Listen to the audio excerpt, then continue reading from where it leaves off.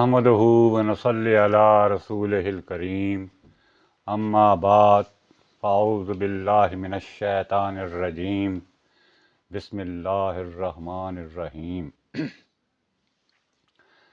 معزز ناظرین، علامہ اقبال رحمہ اللہ تعالیٰ نے فرمایا ہے، جس میں نہ ہو انقلاب موت ہے وہ زندگی، روح امم کی حیات کشمکش انقلاب۔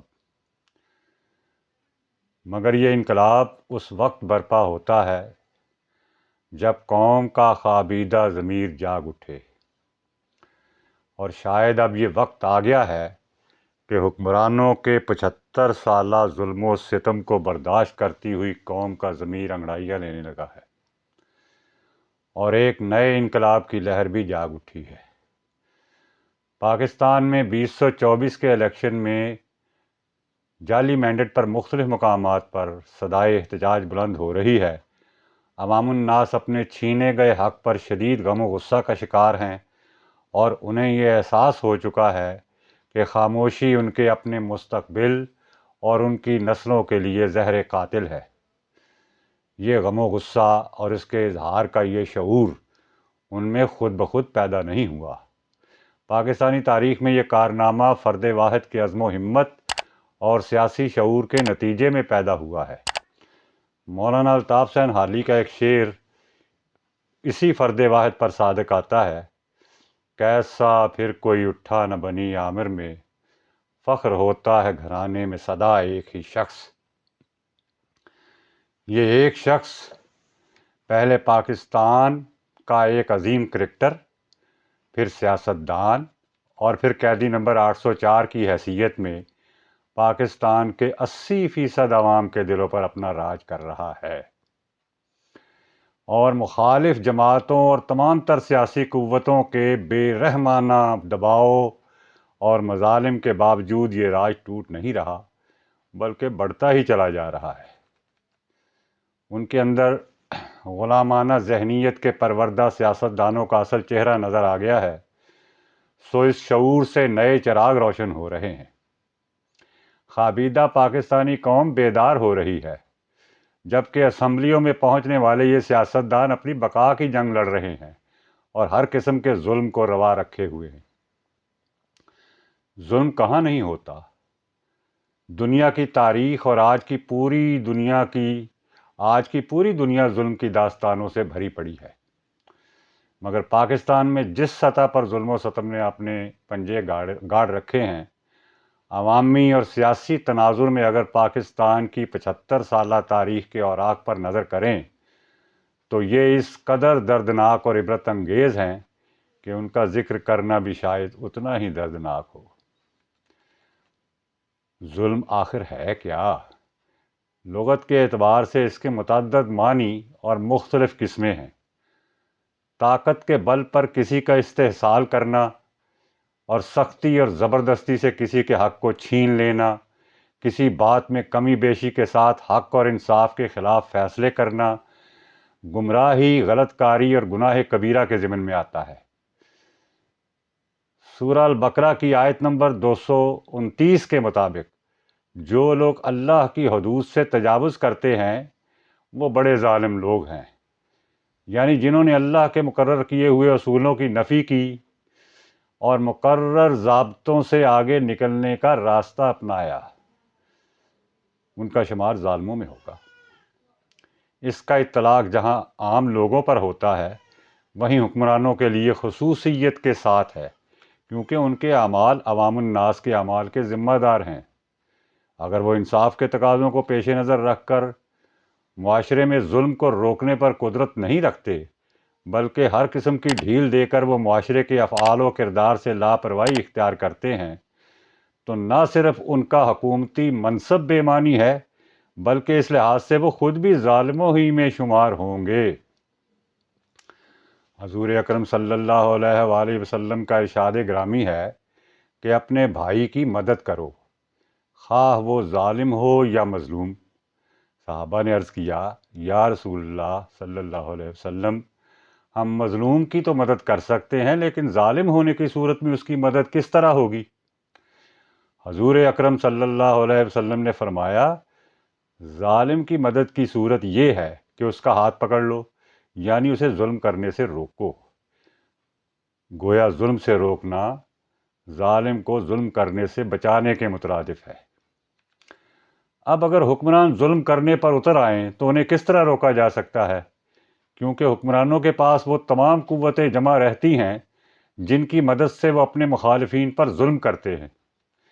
اسی لیے قرآن حکیم نے جن حکمرانوں کو دنیاوی زندگی میں قابل مذمت قرار دیا ہے ان کا شمار مخلوق خدا پر ظلم ڈھانے والوں میں ہے۔ عوام کو معاشی و سیاسی طبقات میں بانٹنا، انہیں انصاف سے محروم رکھنا اور بغیر ثبوت کے اپنے سیاسی حریفوں کو مجرم قرار دے کر کڑی سے کڑی سزائیں دینا ماضی میں بھی اور آج بھی ظالم ریاستوں کا وتیرہ ہے۔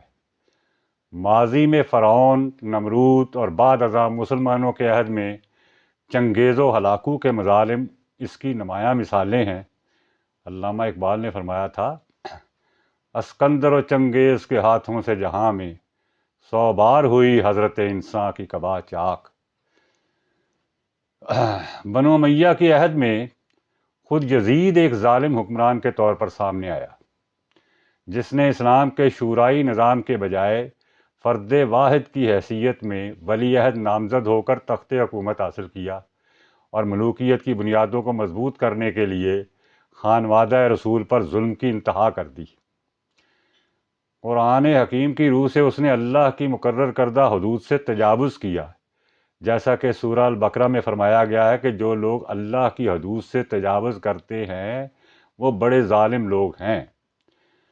قرآن حکیم میں سورہ ابراہیم کی آیت نمبر 46 میں ہے انہوں نے دولت و اقتدار کے نشہ میں سرمست ہو کر اپنی طرف سے بڑی فریب کاریاں کی، جبکہ اللہ کے پاس ان کے ہر فریب کا توڑ تھا، اگرچہ ان کی مکارانہ تدبیریں ایسی تھی کہ ان سے پہاڑ بھی اکھڑ جائیں۔ بے شک اللہ ہی خیر الماکرین ہے اور اس سے بہتر تدبیر کرنے والا کوئی نہیں۔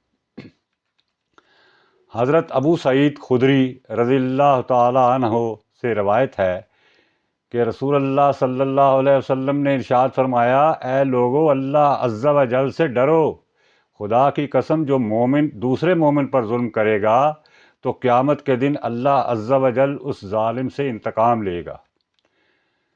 یہاں تک کہ ظلم کی اعانت کرنے والوں کے لیے بھی قرآن حکیم میں واضح ارشاد ہے اور تم ایسے لوگوں کی طرف مت جھکنا جو ظلم کر رہے ہیں، ورنہ تمہیں آتش دوزخ آ چھوئے گی اور تمہارے لیے اللہ کے سوا کوئی مددگار نہ ہوگا، پھر تمہاری مدد بھی نہیں کی جائے گی۔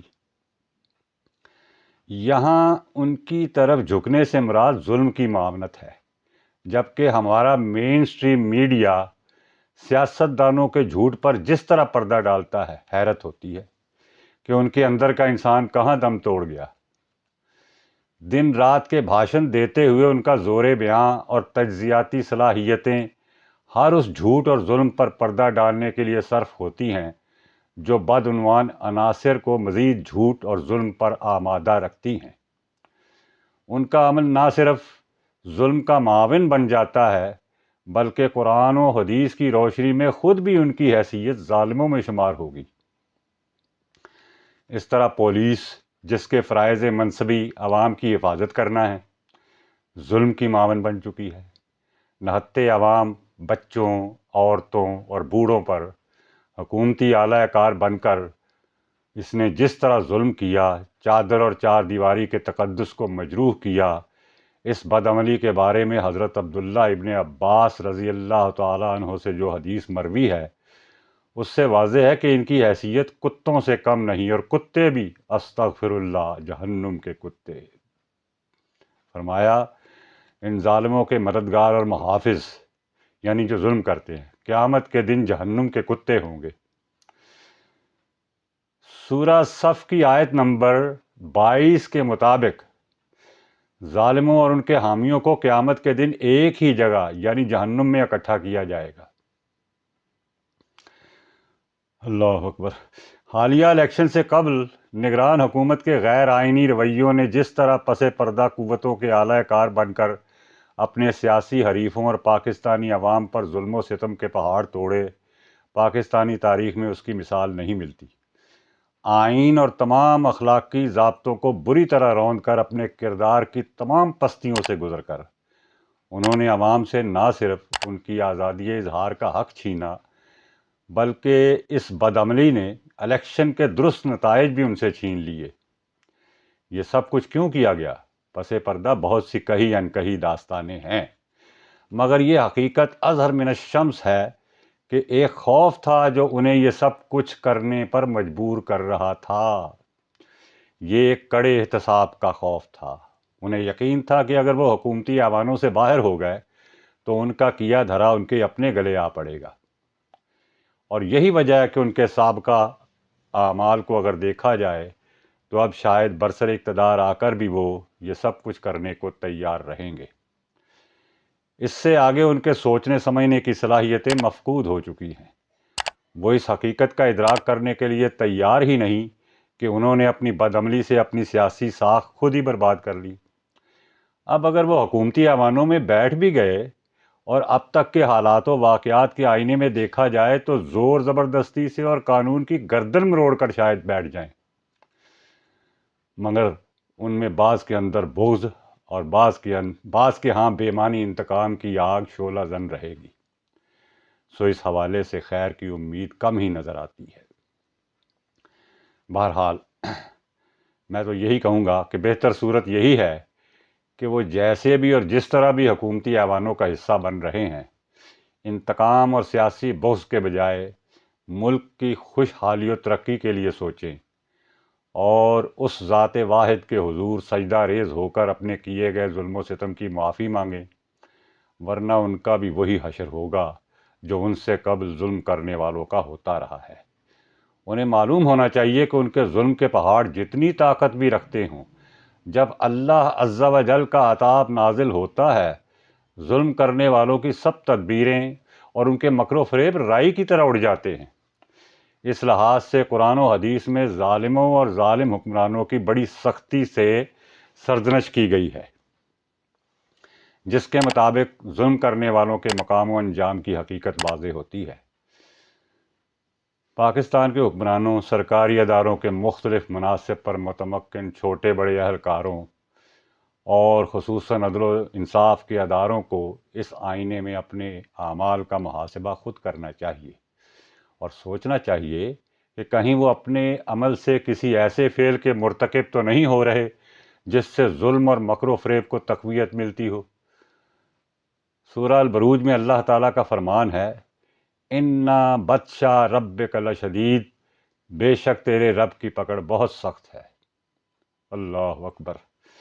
آج نہیں تو کل، کل نہیں تو بالآخر اس دار فانی سے رخصت ہونے کے بعد ان کا ٹھکانہ کہاں ہوگا، انہیں سوچ لینا چاہیے۔ اگلی ویڈیو تک اجازت چاہوں گا۔ ویڈیو دیکھنے اور سننے کا بہت بہت شکریہ۔